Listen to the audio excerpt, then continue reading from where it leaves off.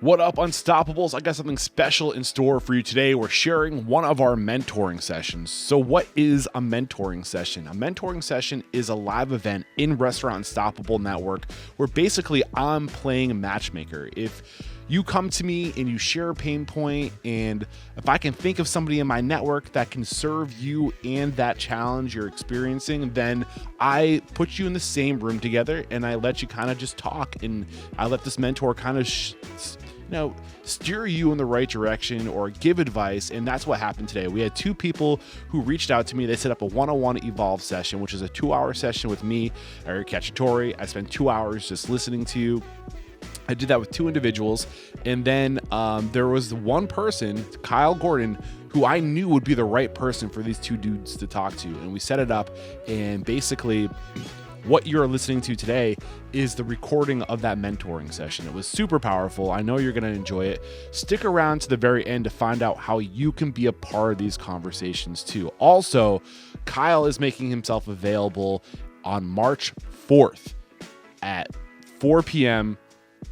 Eastern. So if you want to join the next mentoring session, then sign up for Restaurant Unstoppable Network at restaurantunstoppable.com/live. Enjoy this mentoring session. This episode made possible by Restaurant Systems Pro. Kyle, what's up, my man? Thank you so much for taking the time out of your busy schedule, opening how many restaurants now? 16? 12? Got 11. Just 11. Soon to be 22. Right around the corner. Soon to be 27. You guys are killing it, man. It's been so much fun to watch your scale since we last had you on the show. So joining us today is Justin. He is in Columbus, Ohio, and we also have Ed, who is in Dayton, Ohio, right around the corner. And then we have Ed in New Jersey, tri-state area. I don't know. I'll let you guys kind of introduce yourselves a little bit more, like maybe like a minute each, to kind of help Kyle wrap his mind around who we're talking to, and then we'll see where it makes sense to take it from there. Sure. Ed, you want to go first, brother? Sure. So my name is Ed Rojas. I own a couple food trucks called the Mexi Boys. We are a Mexican and vegan food product line that we have. So right now we're in a point where we're trying to just transition it from a food truck into probably a brick and mortar. So that's kind of where we're at. Awesome. And Kyle, nice to meet you. Real quick, Ed, one or two big things you hope to gain from this conversation so we can be intentional. Just I guess maybe just kind of a footprint or outline, what the challenges that you saw, or just some advice out of it, to see what kind of like I said, to me, really just to listen to the challenges that happened. One reason why I wanted Ed to speak to you, Kyle, is because he does 60% of his business is quesadillas. So I was like, I know a guy. And I just couldn't help but think, I think there's something to be said about focusing on your strengths. And I think, Kyle, you've really been able to capitalize on that. So that was one thing I had in mind. Justin, go for it. Yeah, Kyle, nice to meet you, man. Thanks for doing this. My name is Justin Simmons. My wife and I own an old school cold cut sandwich shop and little neighborhood grocery called Tony and Pete's in downtown Dayton, Ohio. We both come from this industry. We've been working in it since we've been old enough to work. And we're from this area, but we've been working in Chicago the last 8 years or so on the front of house side of things, front of house operations, beverage directing, things like that. We moved back to Dayton to be near our families. Got Tony and Pete's open 2.5 years ago, July 1st, 2022. And we've grown steadily. We're going to do just over 1.2 million this year as a daytime lunch operation in downtown Dayton. And we're looking to piggyback off that and try to get serious about scaling this thing, because we do think it has some legs. All right. You guys are all visionaries on this call, and what you're going to learn very soon is that I can talk a lot. And I've got a lot of story to share. So let's just start with the beginnings of Dillas, because I think just telling the story from the onset will maybe help form the conversation. And sure. I'll kind of lean more into the business side since I'm not selling you guys on anything, and less on the cultural aspects and kind of my reasons why and different things like that. But first things first, similar, I think, to you, Justin, and maybe you, Ed, I put in my 10,000 hours, right? So like I worked at Raising Cane's for, I had the idea for Dillas, which is a quesadilla concept. We specialize in primo quesadilla meals. It's all we do is fresh grilled quesadillas and focus very seriously on that. And we are 85% off premise. So only 15% of our business is dine-in. Everything else is either catering, 45%, 50% is drive-through, online order, third party, and takeout. So most of our stuff is going into a bag, and we're very efficient, and we're a streamlined operation. But going back to the Raising Cane's piece, this is 2007 through 2013. Basically, I was with Cane's. I got to learn from the inside out what it takes just to run a scalable operation is what I'll call it, right? And so I was able to, see what they were doing with their culture, their mission, their vision, how to kind of, I don't want to say indoctrinate, but like get people drinking the Kool-Aid so they believe in where things are going and they'll stick around. How to make an impact on your community, how to market the product, all these types of things, right? And so my time had kind of ended there really quickly. I started to understand that a visionary has no place in a corporate behemoth, right? And so when the pressure started being like more about what your mystery shopper scores were last month and less about how we're going to grow sales, that's when I knew it was time for me to go, because I would just get chewed up by like not being able to hit their kind of numbers, so to speak. So that's when Maggie and I were like, all right, let's take Dillas off the shelf, let's do this. And I mentioned her because she's the second most important piece of this story, right? I would say Cane's, then her. So education, implementation, right? So Maggie was like my right hand. So I had all the ops knowledge, I had all the training and experience necessary to run a single unit. And so basically that's where the grind started, was at that location. Our first year was, I think that we did 700, this is 2013 numbers, so 750,000. The second year, I think, was 1.1 or something. And then it was like 1.3. And then we opened a second location.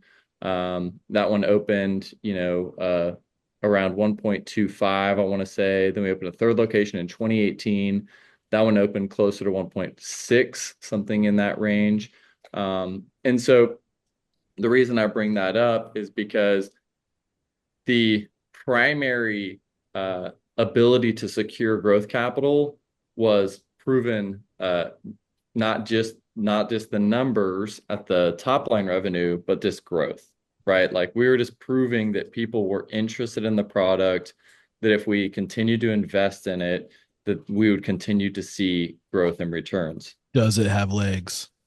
Yeah, does it have legs, right? And so I think that that's where a lot of the, this is also a confidence game, so like as the visionary, your level of confidence in not just your product, but in your vision, your mission, having all of those things, we want to be the brand for primo quesadilla meals. So when people come on, they're like, well, shit, like that sounds pretty cool. Like I want to be a part of that vision. Well, how are we going to do it? Well, we're going to deliver the goods. So our mission is to deliver the goods. Our core values are good food, good people, good times, working hard, and keeping it clean. Right. So they automatically, as soon as they come in the door, they know what our vision is, our mission is, and how we're going to do it through our core values. Right. So like, making sure that you've got that kind of stack to set your formula up properly, I think is super important. And so the way we look at business is very formulaic, and the formula is manpower first, culture second, operations third, financial performance, and then marketing. What up, Unstoppables? I have a very special offer for you that could potentially change your life. So listen up. Restaurant Systems Pro wants to make 2025 your best year ever. And here's what they're going to do to help. When you sign up for Restaurant Systems Pro through February of 2025, they will do your books, your 2024 books for you at zero charge. Nothing to you, no cost to you to do your books. Plus, you're going to get all of the Restaurant Systems Pro profitability systems. So this is such a no-brainer deal. If you've heard of Restaurant Systems Pro in the past, listening to the podcast, and you've been interested, now is the time to sign up. Head to restaurantunstoppable.com/RSP or click the link below and make 2025 your best year ever. At a single location, we were able to get it staffed. We kind of had a little bit of a rickety ho-hum, doing the best we could training system and onboarding. But it was good enough for where we needed to be at that point. We had interview guides even at that level, so we could like properly go through the right channels and not get sued by anybody, that type of thing. We had a good response system to where if somebody cut their finger or whatever, like we had, the channels to where if I wasn't there, they knew who to call, how to handle an incident. So we had some of those baseline things that you need in place because as soon as you leave, somebody's going to cut their finger when you go to 2 units, right? As soon as you leave, a fire is going to happen at the first location. As soon as you leave, something that you didn't necessarily build a system around is going to happen. So you might as well do it while you got one, especially if you have the eye towards scale. Yeah. Justin, this sounds familiar. I think this kind of relates to a story you told me when we spoke. Yeah, so much, man. I mean, I think where we're at right now is that now that we've been doing this a little while, we're starting to get some real opportunities to pursue a second location. And, there's been some false starts. I have some questions about scouting locations that we can get into, but, the part that we never really planned on, and we're very system dependent. Our background managing other people's concepts, I think kind of set us up well for this. But that being said, trying to extract Kathleen and I, my wife and I, from the day-to-day shift work so we can focus on other things has been a little bit more of a challenge than we anticipated. We've made great strides in that area. But, like you guys, my wife and I are both very active in the business. I just worked a whole day there. I was there since 7 this morning and I came straight to the call. So it's just kind of one of those things where, just like you said, the second that you're not there, that's when someone cuts themselves. That's when some shit goes down, basically. And so I resonate with what you're saying for sure. Yeah, no doubt. And, I think that the mad dash for me was even more background to this. Like, I would love to say that I'm just like the most passionate, like hospitality, chef driven, menu driven guy. I'm not. Right. I'm not. I'm just not. Like, I love all those things. I do lean towards hospitality. I love having fun in the restaurant. I love the juice of the restaurant. But at the end of the day, my long-term why was financial freedom. Right. And so what inspired me to get into the restaurant business and what inspired me to get into into business in general was generating passive streams of income that could, change the wealth trajectory of my family long-term for generations, right? And so, I look at it through a little bit of a different lens in terms of the scale piece. And not till later on did I realize how much of a impact I was making on just, we'll do probably $20 million this year. We've got 400 something employees. Like it starts just getting like the numbers start really compounding in terms of once you get over these first couple of humps. But you have to create this flame, right? You're the founding flame, right? And the farther it gets removed, if your flame isn't big enough, it gets cold on the edges, right? And so I always try to like keep this high level of passion when I am interacting at the team and customer level, really bringing the full force, but also remembering that it's only since we're in a servant leadership kind of inverted pyramid situation, I'm really just trying to exert that energy on my next level, right? So I can extend the heat, right? That is basically what I'm always trying to do. because I can never be next to the team member at every location taking that drive-through order, right? So they've got to get that juice, that heat from their shift leader. And that shift leader's got to be getting that juice and heat from their general manager, who's receiving it from their area leader, who's my direct report, right? That I'm serving and that I'm pouring into. And I think that that's a really big piece of it, because you can't be everywhere at all times, especially as you guys scale up. But most of my time in the early days was in front of a computer when I wasn't at the restaurant, grinding on systems. And I'm not a computer guy. So like that was like The Entrepreneurial Roller Coaster is one of my favorite books by Darren Hardy.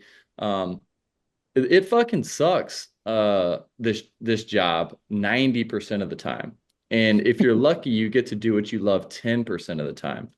And now I'm doing what I love 80% of the time, and I only have to do shitty stuff 20% of the time, right? It's this constant strive towards like the Shangri-La of working in your genius. You know what I mean? Like working in like your superpower mode, working in what you're the absolute very best at. And so I'm not great at making quesadillas.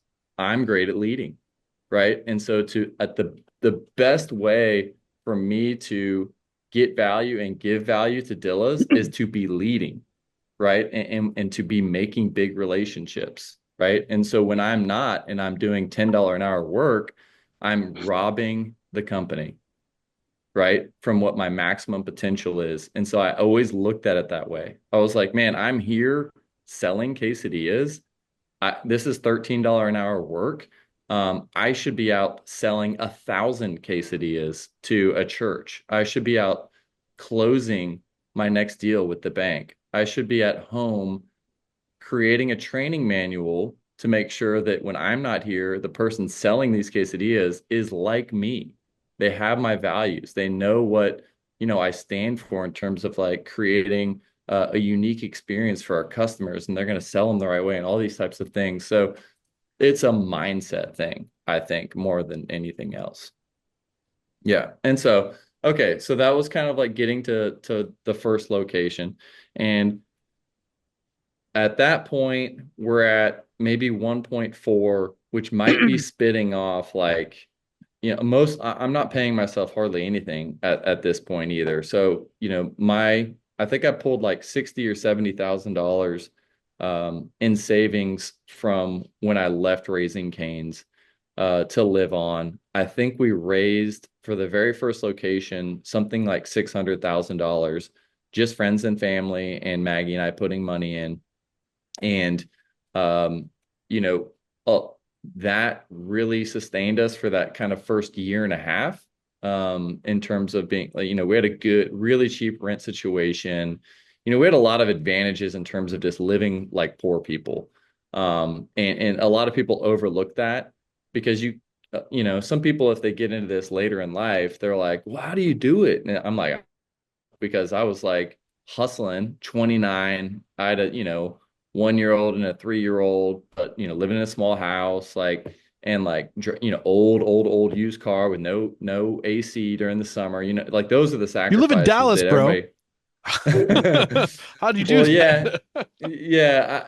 2013 is a little bit different, and like we had some family who were like, y'all can, rent this house, and like just like all sorts of like little deals that we're doing to minimize our expenses, right? So our expenses were, who knows? I don't know what they were. Maybe they were like 2,500 a month, $3,000 a month, something like that, as low as they could possibly be, because my goal was to take as little off the P&L to make it look as good as possible, so I could go get that money.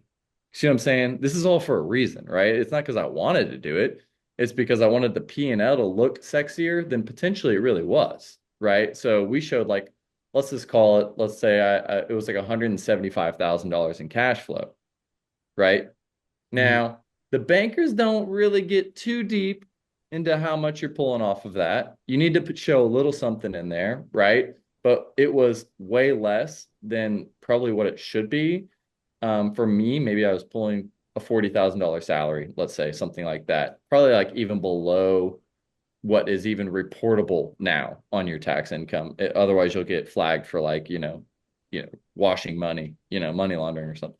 So, but Maggie had a part-time job. So Maggie's like the one getting some partial benefits. She's the one doing a lot of stuff, helping us out nights and weekends, on the back end stuff, accounting, design stuff that I need, helping me execute on certain ideas. And the other side of like kind of our accountability chart, I'm like anything that touches ops. So it's like training, real estate, legal, any of the operational stuff. And she's on the complete opposite side. And that's why our yin and yang works, because there's not a ton of overlap, but it's just the middle stuff. So we're not always in each other's business, and we both have very distinct roles in the company. And so her side was like any geeky stuff, right? So like IT, accounting, team resources, any of that side of the tree was things that she was willing to handle and actually had an aptitude for. So we kind of got lucky in that way, right? But we're doing probably, if we hired somebody to just do this company for us, we're probably doing in the range of like $90,000 work each at that time. So like if we just pulled $180,000 off the P&L, we'd essentially be breaking even. But that we couldn't do that, right? Because we needed to get a loan to get the second one open. So that's kind of, was our strategy of like, we need to make as sexy of a P&L as humanly possible so we can get a second one open to see if this thing's going to work. So that's what we did. Got another loan. I think we brought 100K to that, and we maybe loaned 400. And so that may have been like $550,000 opening. Plus we got money back from tenant improvement in the neighborhood of $125,000, something like that. Anyways, my dog's going to start barking because I think my daughter just came home. But we opened that location. And again, like it started doing really great, very strong. And, what I've learned is take advantage of momentum, right? So surrounding any opening is when I'm going to get the most PR, and those are the numbers I'm going to market, right? So immediately I went back to the bank and said, we need to start thinking about a third location. Look, this one's doing 40,000 a week. Like it's $2 million AUV. We're looking, things are looking great. We need to, really jump on starting to package together what we need to get a third location going. And that's kind of when I got over my skis a little bit. At that point, I got that third location open, and they sent me a draw notice, I think for $80,000. And I think I had $85 in my bank account. And so that's when I went to the bank and said, hey, listen, I got a little overextended here. The landlord owes me some money, but it's gonna be okay. We need to massage this kind of draw a little bit, extend it out over 8 more months, something like that. But that's when I started having to do some real hustling. But that third location opened doing like 40,000 a week, and that was the banger location. And so it wasn't the second one, it was the third one. And so if I wouldn't have done that, I would have probably never known what the potential for Dillas really was. And so, that one's still a mid $2 million AUV restaurant. It had the drive-through on it that just started banging out there in McKinney. And this is like, 2018. At this time, my buddy from Raising Cane's had quit, and he has a high net worth brother. His brother came and was like, hey, Pete really wants to do this. Do y'all franchise? And I'm like, no, Pete, dude, I can't do it, man. Like, we can't get an FDD, but tell you what, I'll do a joint venture with you. Give me 12.5% of your company in equity. We'll do the deal, and you can give me a 1.5% royalty. So in 2018, that's what we did to prove the concept in another state. So again, like these are all just short-term sacrifices for the long-term vision, right? This is just wheeling and dealing just to get the growth. Everything's growth, right? Everything is like optics. Everything is about, trying to get to a point where you can really start to get noticed a little bit in the industry. And so he opened his first location right out the gate. It does 1.25 is on a $3,000 rent, right? Like fucking ecstatic, right? And so he's like, oh, I got to get my second one going. He gets his second one going, his third one going. His second one does 2.7 in South Shreveport. And it's just a banger. And his family bought the real estate on that one with the building for $1 million. So he's up like maybe $1.5 million on that deal. And so I'm like, man, this is fucking great. Like I mean, like I thought Texas was a good market. Maybe Louisiana's a great market. Like, let's start getting this thing running. So this is all kind of like the 2021 time frame. So Um, this is a total of 7 locations now, right? yeah, something like that. Can I Um, pause you real quick, Kyle? Because I feel yeah, like I told you I talk a lot. Told you, no, I you mean gotta I just watch feel out. like relative to the two guys we're talking to right now, I feel like there's probably a lot of questions, and I think I want to make sure you guys feel like you're able to like dive in deeper with certain aspects of what Yeah, Kyle we just can shared with us. stop there. Yeah, we can stop where like that. Let's just call that 2021. Right? Who's chomping at the bit the hardest right now? I First, definitely got questions. all right, Justin, hit it. Okay. Um, before you got involved with what's his name, Pete, were you sort of doing locations out of state? I'm just curious, how far apart geographically were location one and two from each other? Uh, Dillas 1 and Dillas 2 are probably, as the crow flies, 4 or 5 miles, maybe max. Okay, Yeah. gotcha. And then my second question for this part of the story is basically, you're experiencing this growth. You go from one to two. At what point did you make some key hires that kind of were related to that growth? So instead of just hiring an all new staff at location number two, at what did you have anybody at that point that was kind of like, I guess, at the corporate level that was overseeing both units? Yeah, no, it was just me. Right. So like I had enough time to raise money and run the restaurants. Again, like there's still so little meat on the bone at that point. I think that I don't know. I don't know what our G&A will be this year at the home office level, but it'll be like 8% of sales or something like that. It's going to be over $1 million, and the restaurants can, support that now. But back then it was like I haven't been paying myself anything really. So any incremental kind of above unit is going to go to me. And so that's when I started making like a livable wage, which was like 60,000. You know what I mean? And Maggie quit her full-time job and she came on full-time. So that was the biggest hire, is getting Maggie from being part-time to full-time. And that was like, I mean, around this time. It was like 2019. You know what I mean? It wasn't like super early. It took many years to kind of get to that point because, you know, when you're running two or three, I mean, there's no reason for you not to continue to be the area leader slash CEO slash whatever jack of trades you need to be. Especially because, I would say that we're way ahead in terms of like our you know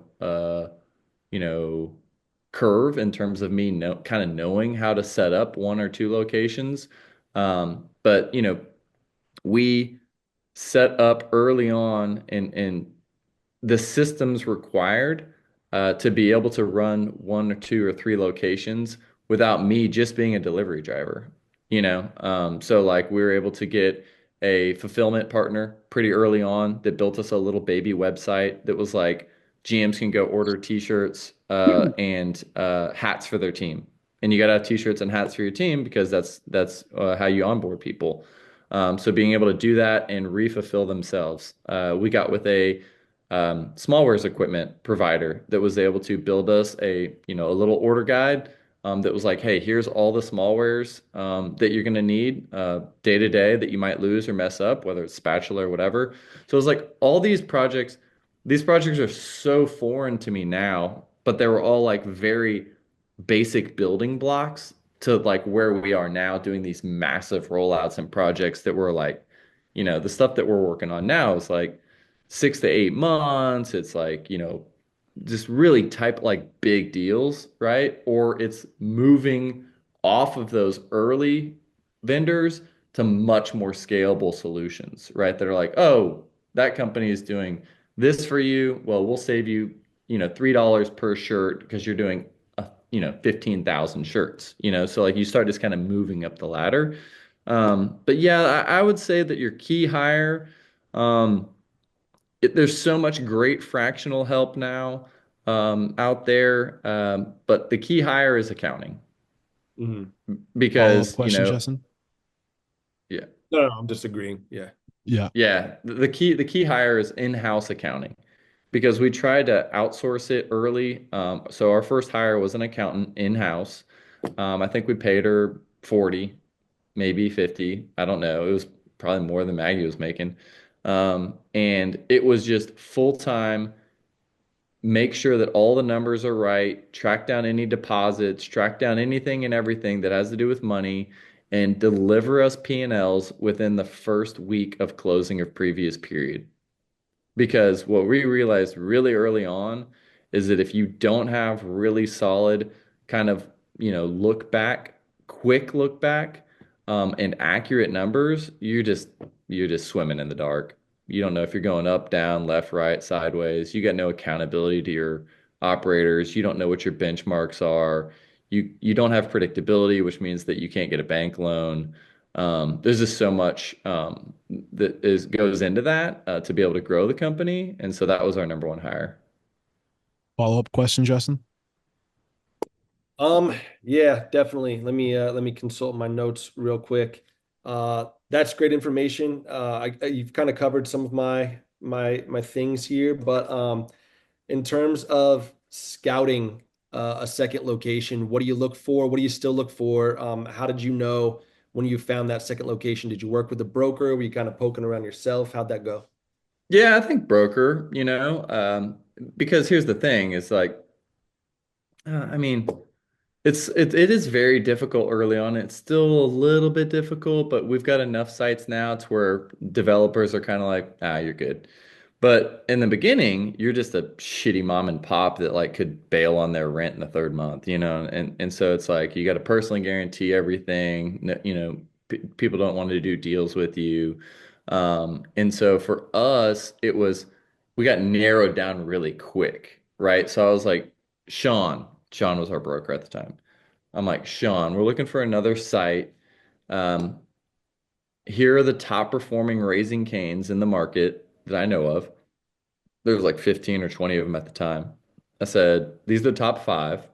So I want a location in one of these five areas. It needs to have a drive-through or the ability to do a drive-through.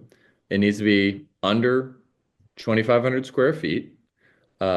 And let me know what market is for rent. Uh, and, I'm willing to negotiate that. And I need to be able to get half of my tenant improvement halfway through my build out. I can't wait till the end. I don't have enough money.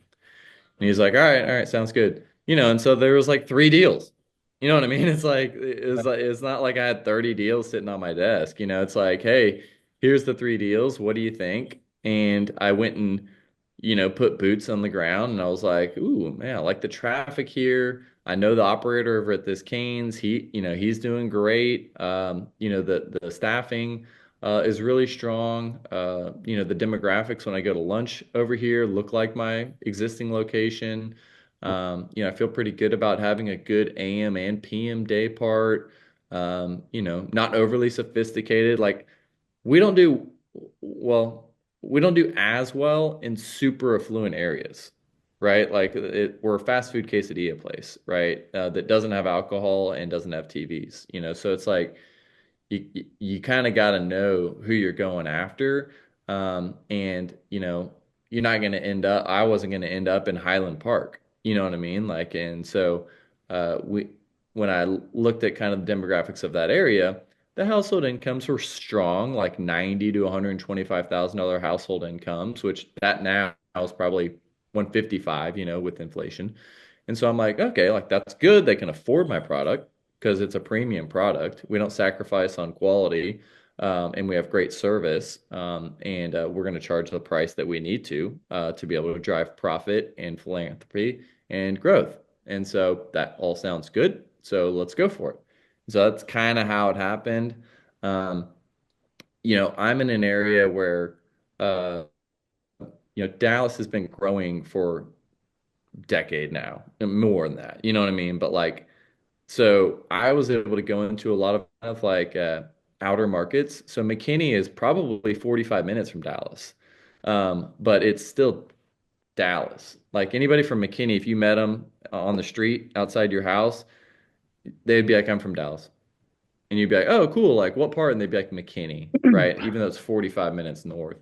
So like we open in Plano, which is a suburb, Frisco, which is a suburb, McKinney, which is even a northern suburb. Then we open in Denton, which is it's a different city, but it's like, 45 minutes north of Dallas. Basically, you can't really consider it a suburb. It's too big to be a suburb. But like out there, then we opened in Forney, which is another suburb that's east of Dallas. Our new ones are in Euless, Saginaw, and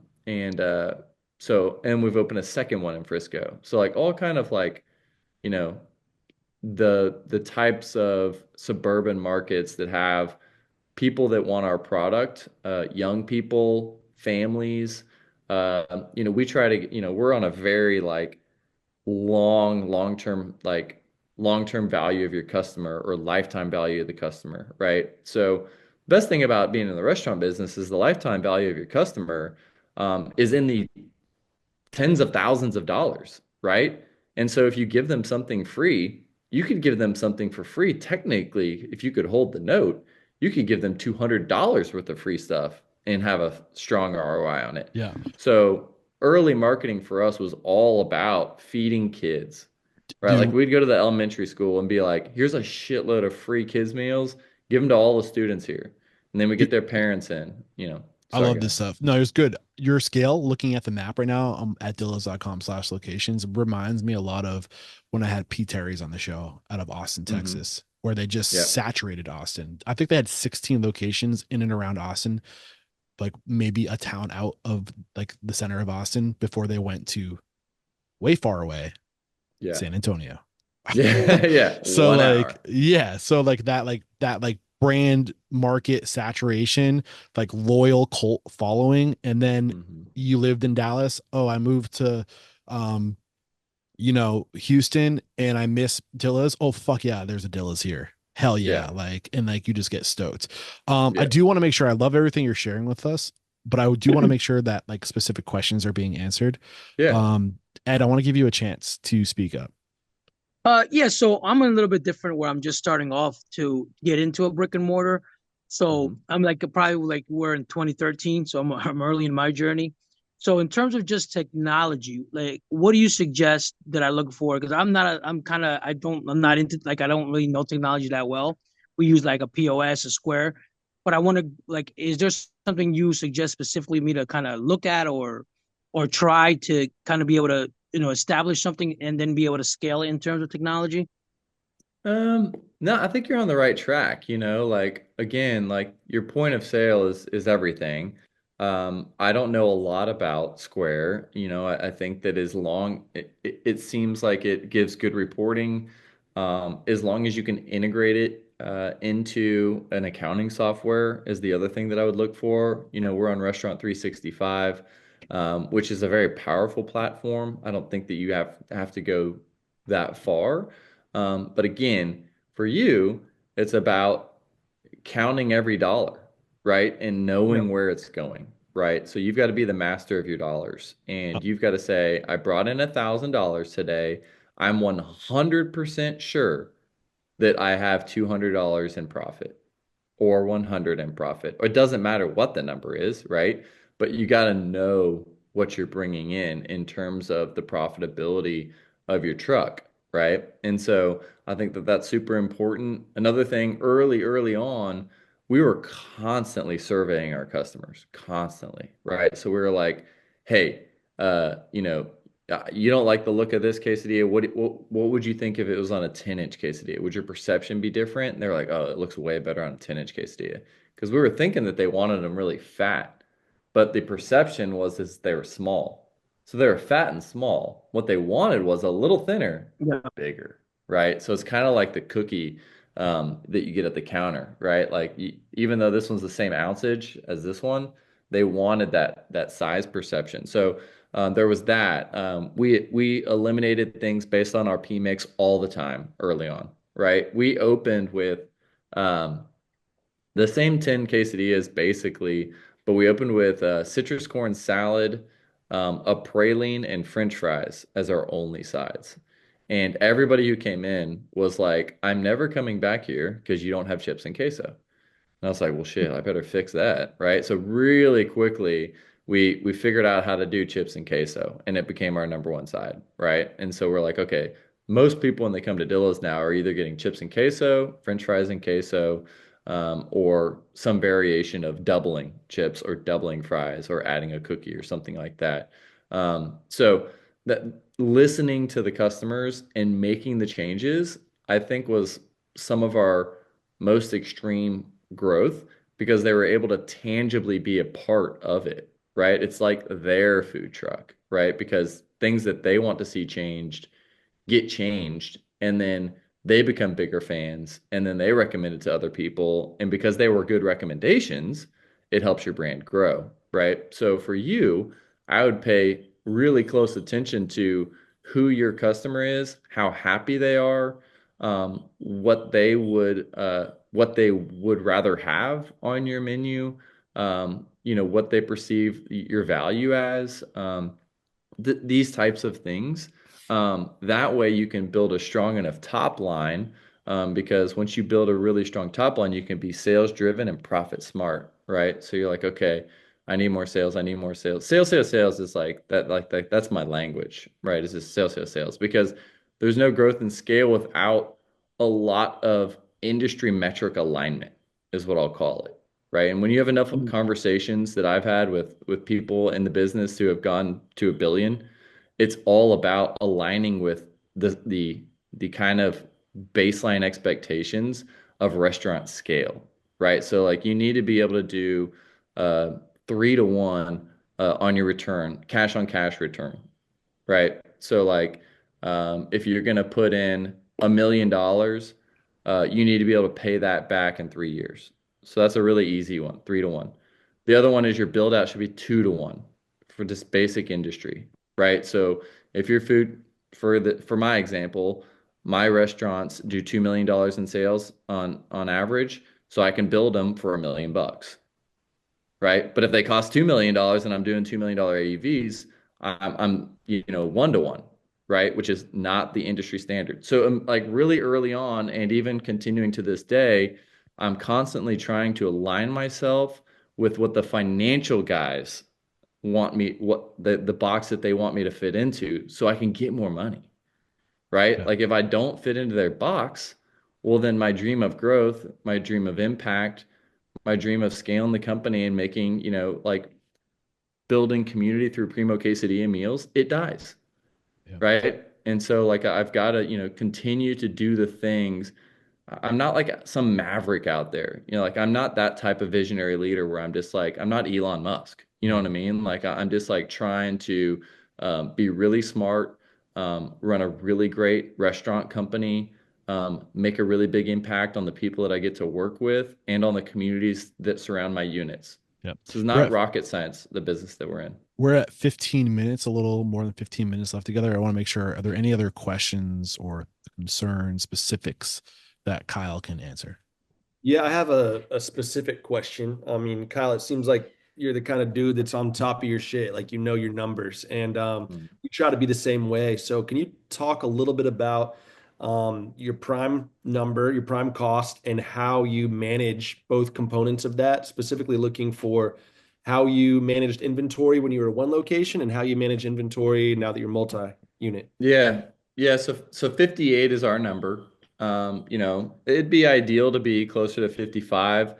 Year to year, what I've learned is that some years you got tailwinds, some years you got headwinds, right? And that's just the way it goes. And so, but again, back to benchmarks. Like if you just go pull up a benchmark report, just type in like industry benchmarks restaurants, right? And you'll be able to get some really great data off of that because most of the public companies, they've got a report. So I just go pull up the 2023 Chipotle report and I'd scroll down, I'd look at their COGS and I'd look at and I'd be like, oh shit, they're at 31% COGS. Man, they must have had a rough year. I'm under that. So I'm feeling great. And then, what are they at on labor? Oh, wow, they're at 26% labor. I'm at 30. So what are they doing? And so I'd go back to my ops team, or I'd go back to my strategy team and say, hey guys, we got to cut a few points off. Like, where are we losing it? Oh, well, dude, like we're having to cut down this chicken and it takes us 2 hours every day. And then I'm like, great. And I call up my chicken guy. I said, give me a chicken that takes me 10 minutes to marinate every day. Right. So Yeah. that's what they I mean, did. another thought Right. of that too, like just thinking about people making schnitzel, and they had this guy pounding out chicken and pork, and it was taking hours.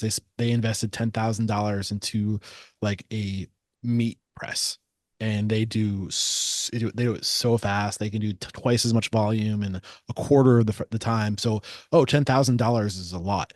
Is it when you Yeah, think about how much labor you're gonna? So thinking like that too, leveraging for sure. technology. Yeah, for sure. But again, so those I mean, kind of going down my P&L, our discount line, we always we I'll start at the top with discounts, but our discount line really like drove our marketing line. And so we would be 3 or 4% discount, most of the time in terms of just handing out. And we would never do discounts.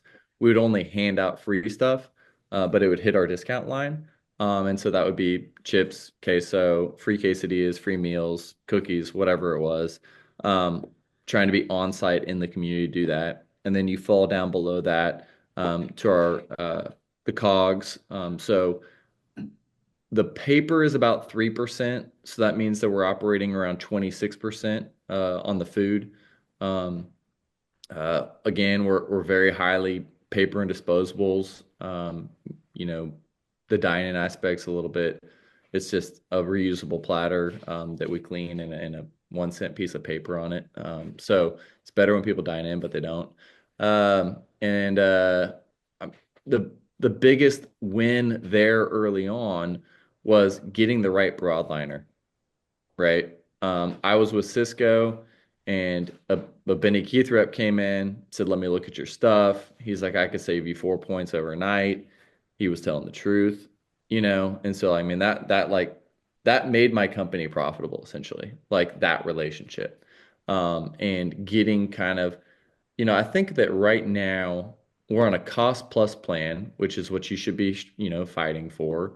And, I think it's at 6.5%, 7%, something like that. Um, but those guys want street accounts, they're going to turn into national accounts. So again, everything for me was selling the dream, right?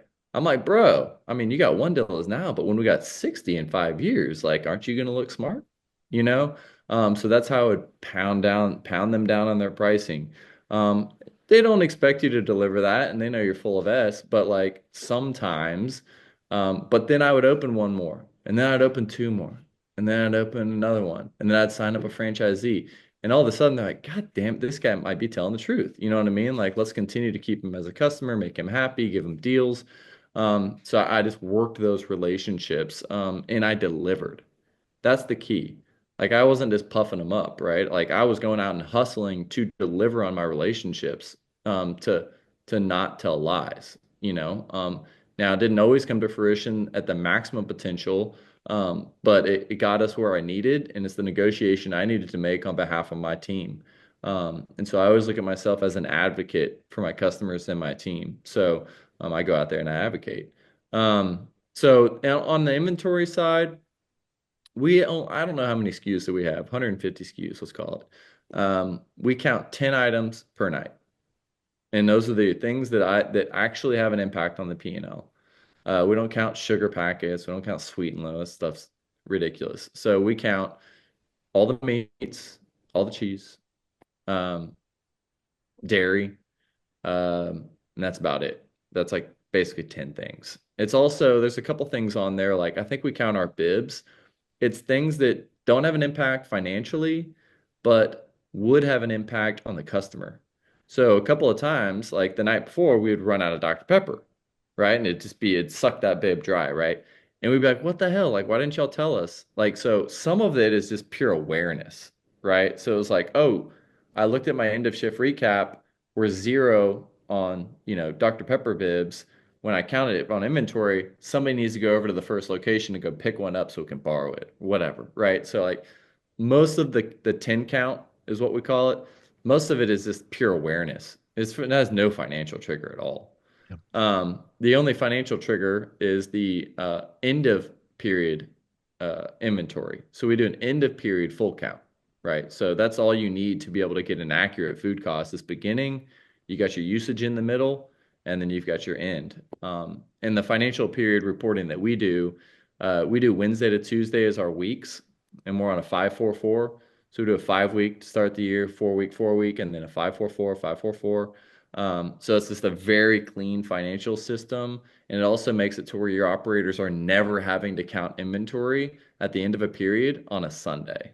Because they'll hate you. They'll hate you. They'll hate you guts if you do it. Yes. So, and they won't do it, right? And so like we always end on Tuesdays. So they're always in the restaurant anyways. So that's how that financial reporting works out for us.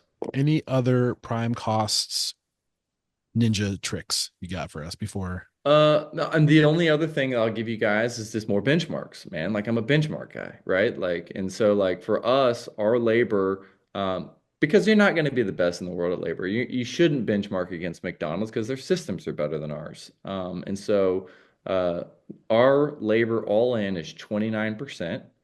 That includes tax, that includes salaries, right?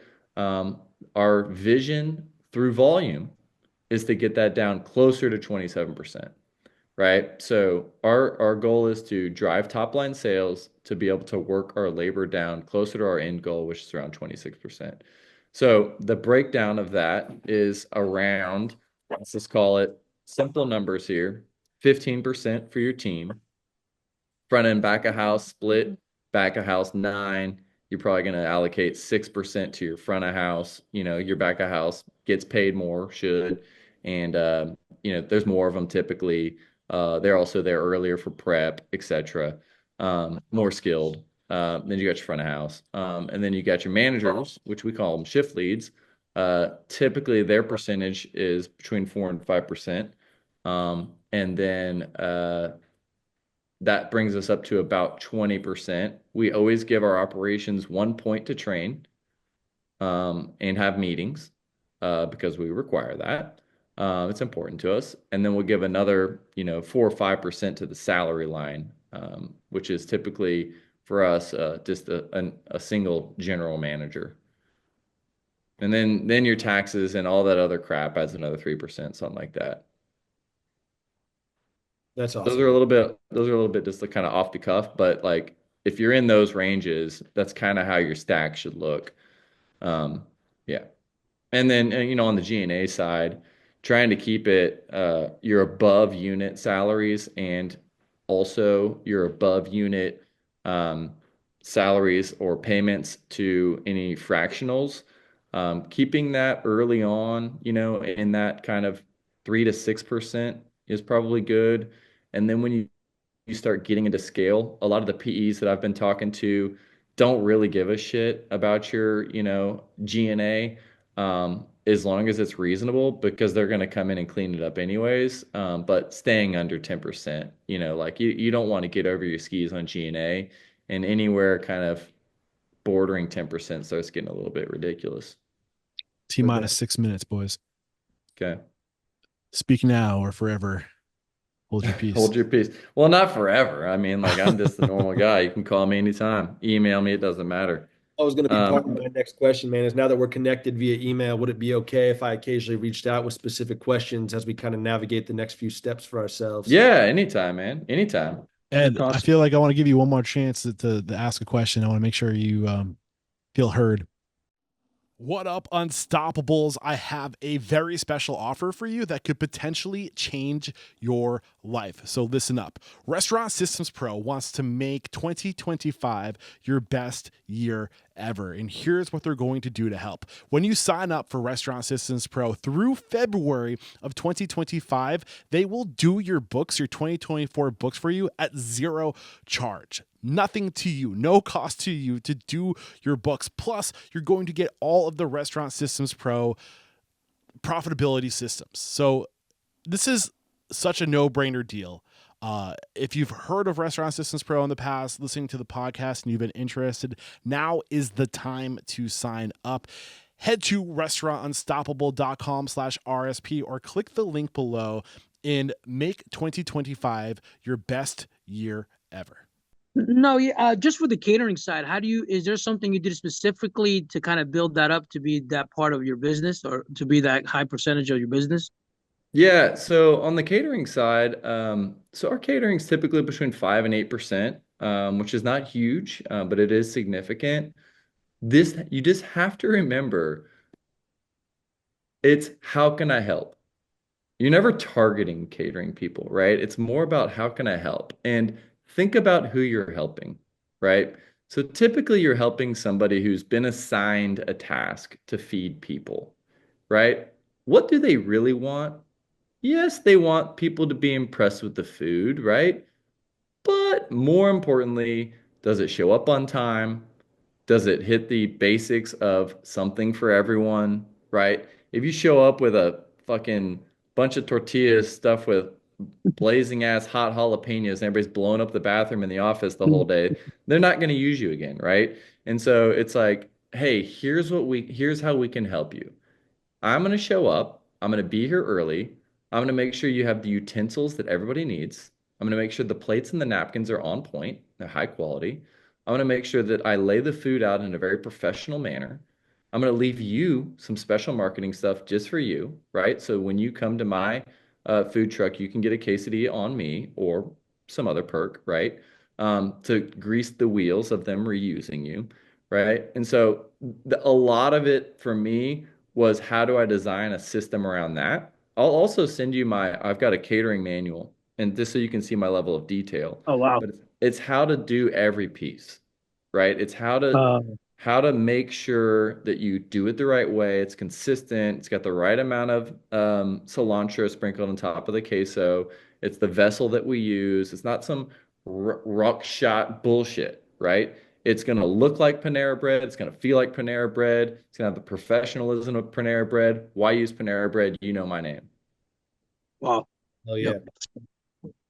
Yeah, they're not catering your food. They're catering Ed. Yep. That's what you got to look at it like. You know what I mean? Like they're using the relationship. They want an easy button, right? They don't give a fuck about the food because they're not even eating it.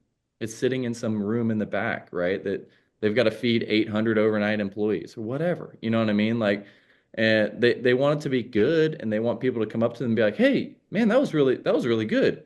But like they're saying it was really good because it was just above average, and everything showed up.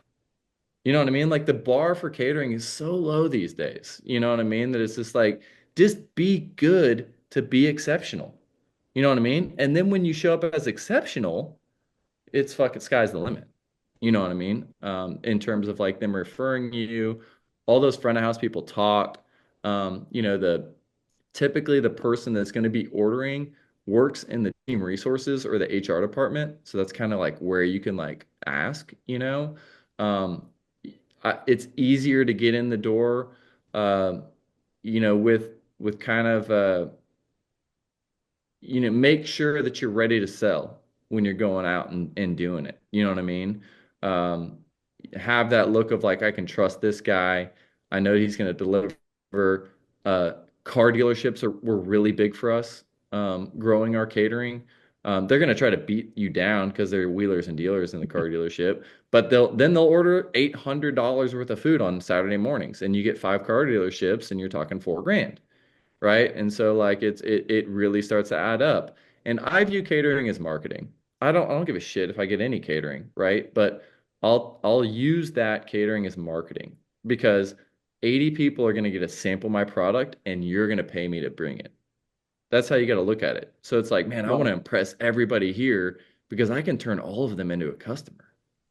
That's the magic of catering, right? It's not about just delivering catering off site. It's about them coming back and visiting you on site because that's when you turn them into real dollars and profit. Wow. Yep. Yeah. Thanks. Kyle, this has been gold, man. Thank you so much. We are at time. I want to respect your day, your time. Yeah. Your family's getting home. I want to make sure you see them. I do want to say thank you so much for taking the time to share No, what you're you know. welcome. You're a Anytime. boss. And I would love permission from the three of you. You can answer me later. I would love to share this with a greater Restaurant Unstoppable audience. I think there's a lot of gold here. And I kind of want to show off what we're doing here behind the scenes because I think I would love to do more stuff like this with different leaders in the industry. And I just want to say thank you, Justin and Ed, for trusting me to connect you with the right people. No doubt, man. Thank you for setting this up. And Kyle, man, that delivered on everything I hoped it would. So Cool. genuinely appreciate, and I'm definitely going to be in touch for some additional details. Yeah, if you guys need anything, let me know. It's escaping my mind right now. I think it's oh gosh. Uh Field day is what it's called, Ed. Field day. Field So day. field day, you can hire them. They've done a really good job for us around some of these catering things, just to kind of get a good like marketing dude or chick kind of out there, just to kind of because you can't go do it, right? But field Yep. day, you can hire them for it might cost $1,000, but they're gonna go hit like 45 businesses and they're gonna give them a little discount and they're going to give them a mail. They're going to tell them about Ed. They're going to tell them about your product. And they're very professional. We've had good experience with them. I think they're nationwide. But something like that could help you kind of expand your reach, even though you're limited on time, right? So look at those things that kind of like make you look bigger, stronger. Like it's the art of war, man. Like that's Yep. kind of how like you've got to really think about this. Act strong when you are weak and act weak when you are strong, right? And so like you need to have that dog in you about like, you know, like puffing up your chest a little bit and making it appear that you're much stronger and bigger than you really are, to be able to attract some of those things and you can leverage really great value products like Field Day to be able to do that on your catering side. I want to make sure I Thank you have the again. right Thank you for the field time day. too. Real quick, I'm going to drop this link in the chat. Kyle, confirm that's the right field day you're talking about. I let me confirm with you after because I don't know if I can click on this, but it probably is. Take your field But marketing ground game to the enterprise level. Does that yeah, sound yeah, right? yeah, yeah, All yeah. right, cool. Yeah, I mean, it's very good. They can do all sorts of different things. Once you start working with them, they can customize products too. Like we use them for Black Friday. We use Oh them for wow. like a teacher. Um, like we wanted to reward all of the teachers with a special like free Dilla for teacher appreciation, and like kind of had them handle it. Like so they can leverage like an email list if you have it or a loyalty list and take that and kind of like call on people and do different creative strategies to do kind of more in person. I guess you would call it, it's not like gritty marketing, but it's like real marketing. It's Gorilla? like people to people. Yeah, guerrilla marketing, where you're like actually talking to somebody, right? It's like actually sending a single email, like that type of work, is the stuff that I think you guys can really do because our advantage as small emergings is our ability to be nimble, to show up for people, to be in person. Our ability is to be creative, and like all of those things are very difficult for these bigger brands to be able to commit resources to where we can. So I'd encourage you guys to look for those avenues. Awesome. Do you Thank know you. where Yep. field day is based by any chance? I want to say, man, like that dude is based out in California. Okay. But like again, like it doesn't matter for them, I don't think, because they can put resources in any different demo. Matters for me. I want to get him on the show. Yeah, yeah, yeah, for sure. Yeah. Maybe you can Ky- give me a kickback. I need a little yeah. 500 bucks or something. Kyle, man, thank you so much, dude. I Yeah, you got appreciate you it. guys. Thank you, Justin, and thank you, Ed. I will give you a window to exit now. Cool. Thank you. Thanks, guys. See y'all Yeah, later. Thank you. Thank you for everything, man. Later. Bye, guys. There you go. I hope you enjoyed today's mentoring session. We're going to have plenty of these to come over at Restaurant Unstoppable Network. If you want to join the next mentoring session, head over to restaurantunstoppable.com/live or click the link below and sign up for Restaurant Unstoppable Network. When you sign up for Restaurant Unstoppable Network, we are constantly hosting live events. You get the workshops that we're hosting at least once a week. We get the power hours. There's going to be marketing power hours, profit power hours, revenue power hours, culture power hours. If there's a power hour you need, we will create it for you, and I will go to the experts I know to be there for you waiting. And then there's also the mentoring session. So today, Kyle Gordon,